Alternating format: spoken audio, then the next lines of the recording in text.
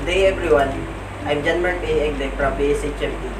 I'm here to discuss the step in taking the complaint, why do guests complain, tips for delivering exceptional customer guest service, tips on how to greet customer, tips in dealing with complaint. Steps in taking the complaint. Step 1. When a customer first makes a complaint, take a step back. It can be difficult to remain impassive in the face of criticism, but an emotional response will only serve to irritate the customer further. Step 2. Give the customer your full attention and listen to the whole problem before responding. Put yourself in their shoes. If you had a problem, you would want someone to listen to you. Appearing disinterested or attempting to argue back will only exacerbate the situation. Step 3. Don't jump the gun. You might deal with complaints on a regular basis and may well have handled a similar situation before. However, for the customer, their complaint is unique to them. Treat them as an important individual by listening to their problem in full. Step 4. Try to understand in the face of a complaint. It's easy to defensive, particularly if you don't believe you are fault. However, you have to put yourself in the customer's shoes. If you were on the receiving end of their experience, would you personally be satisfied? Step 5. Always use your initiative when dealing with complaints. If the blame lies with one particular member of staff, it is often best to remove the customer from their presence. This can diffuse tension and emotion and help the customer to evaluate their anger. Step 6. Never pass the customer around from person to person. Each complaint should ideally be handled by one staff member. Therefore, you should always ensure that the person assigned to the case has the authority to deal with the situation. Why do guests complain? There is only one reason why guests complain. Guests complain when they do not receive what they thought they should have received. In other words, their expectations were not met. Guests generally expect friendly service, clean, well-maintained facilities, and a level of quality in line with what they pay. Failure to provide this will result in guest dissatisfaction, which may lead to a complaint. If it does, this is a signal that others are probably feeling the same way but not telling you. Tips for delivering exceptional customer service. Number 1. Respond quickly. When a customer has a problem or issue they need resolved, a wait of even a day can seem like a lifetime. Often, even delays that sure can be enough to send them to a competitor. Customers want fast and prompt service. That means you should provide 24/7 customer service. Phone calls should be immediately answered and emails need to be responded to within the hour. Number 2. Use the right employees. Customer service takes skills. When dealing with angry, dissatisfied customers, your customer service employees need to be able to resolve their complaints. Make them happy and keep them as paying customers. This is no easy task. Hire only the most professional customer service representatives who have proven experience in the field. Training and regular evaluation is essential. Number 3. Listen. Good customer service usually happens through listening.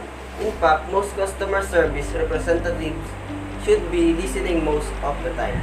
Hearing out what the customer's problem is exactly in determining what would be the best solution. Most customers with complaints don't just want a solution. They want to know that their issue has been heard and that the company will take steps to prevent it from happening again. Number 4. Exceed customers' expectations. When you are resolving a customer's complaint or problem, go above and beyond. Your customers expect that their issue will be fixed. That should be the bare minimum service that you provide. Good customer service does more than just resolve a customer problem. It exceeds their expectations and leaves them feeling happy and appreciated. Number 5. Respect your customers. Even when an issue is resolved, customers want to know that their business is appreciated. Your employees need to be friendly, courteous, and speak with customers on a personal level. Customer service that resolves problems in an impersonal, cold way will still be seen as rude. Number 6. Don't ignore the little things. Sometimes, little things can have a big impact.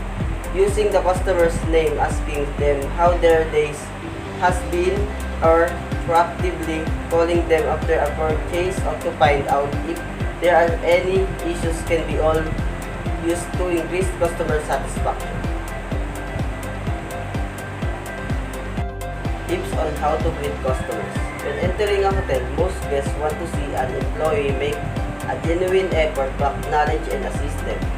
Greeting the guests can often to be the most important aspect to have a repeat business. Take these 5 tips to ensure your guests never walk out your door dissatisfied. Number 1. Smile with your greeting. Guests want to hear words of greeting and see a smile. If the employee at the door appears grumpy and doesn't even offer a simple "Hello, welcome to Hotel X," the guests will most likely start their experience in the wrong mood. Number 2. Stop what you are doing. A guest should be greeted within 30 seconds of entering your hotel. Stand up from your task and offer a smile and words of greeting. After offering assistance, you can return back to your other tasks. Number 3. Show, don't tell. When the guest enters your hotel, they will most likely inquire about a specific accommodation. Take time to answer right away his or her inquiries, or if possible, show them exactly the types of rooms available. It will only take a few seconds and your guest will appreciate your time and effort. Number 4. Ask questions. Take a moment to ask further regarding his or her needs. Open imperative questions. Number 5. Dress professional. Because you will be the first face that a prospective guest sees, be sure to dress and act professionally. Avoid wearing provocative outfits that may offend guests. Rather, choose conservative professional outfits that are appropriate for your work environment. If you present a neat room appearance, your guests will feel more comfortable during a sales transaction. Tips for dealing with complaints. Number 1. Try to remain calm when dealing with a complaint, even if the customer becomes irate or confrontational. Your ultimate aim is to turn their negative experience into a positive one, but arguing back will only make the situation worse. Number 2. Complaints should always be resolved as quickly as possible.